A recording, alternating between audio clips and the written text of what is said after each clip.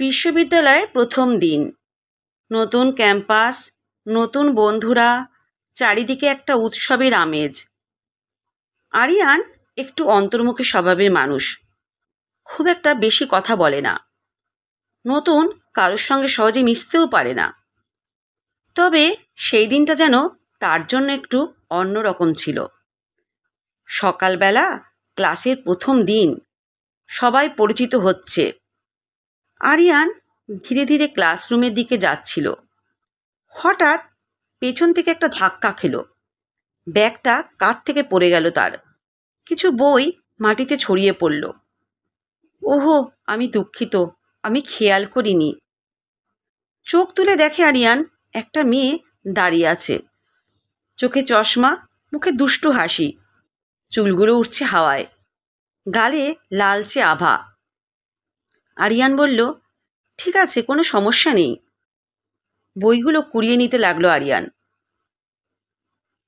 আমি রাইসা, তুমি? আরিয়ান বলল, আমি আরিয়ান। সেদিনের পর থেকেই তাদের বন্ধুত্বটা শুরু হলো। ক্লাসের নোট একসঙ্গে শেয়ার করা, গ্রুপ স্টাডি, প্রেজেন্টেশনের জন্য রাত জেগে কাজ করা, এভাবেই সময় কাটতে লাগলো তাদের। তবে তারা দুজনেই বুঝতে পারেনি কবে বন্ধুত্বটা একটু একটু করে গভীর হয়ে গেল। বিশ্ববিদ্যালয়ের দ্বিতীয় বর্ষে তারা যখন উঠল, তখন বন্ধুদের সঙ্গে বান্দারবান ঘুরতে গেল। ওখানে এক রাতে সবাই মিলে ক্যাম্প ফায়ার করেছিল। হঠাৎ করে বিদ্যুৎ চলে গেল। চারপাশে গভীর অন্ধকার। আরিয়ান আর রাইসা পাশাপাশি বসেছিল। তুমি কি ভূতের ভয় পাও?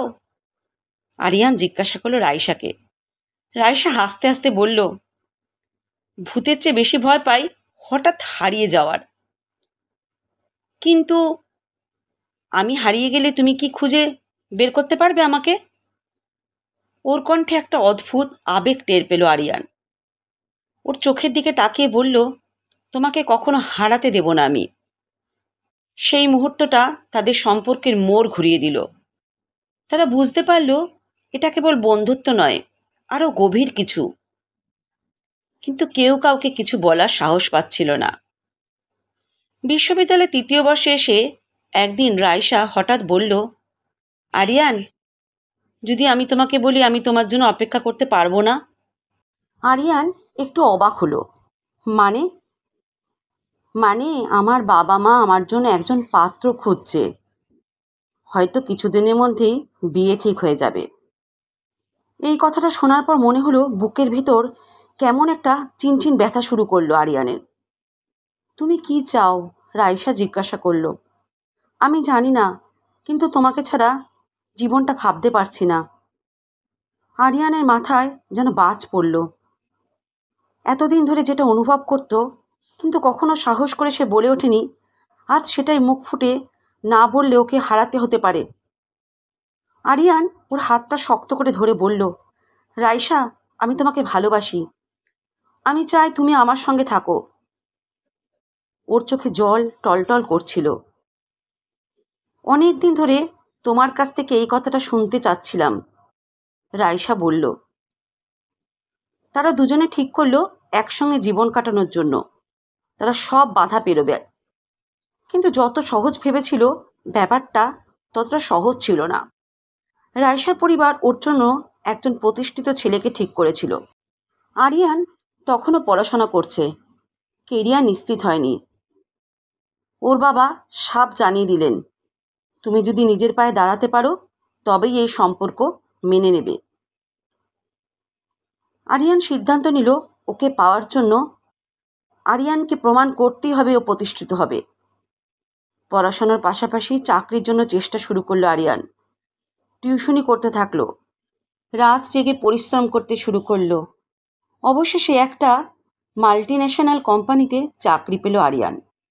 সেদিন রাইসার বাবা আরিয়ানকে ডেকে বললেন, তোমার জেদ আর ভালোবাসা আমাকে মুগ্ধ করেছে। তুমি যদি আমার মেয়েকে এতটা ভালোবাসতে পারো তাহলে আমি আর আপত্তি করব না। আরিয়ান আনন্দে বাকরুদ্ধ হয়ে গেল। আরিয়ান আর রাইসার বিয়ে হলো সবার আশীর্বাদ নিয়ে।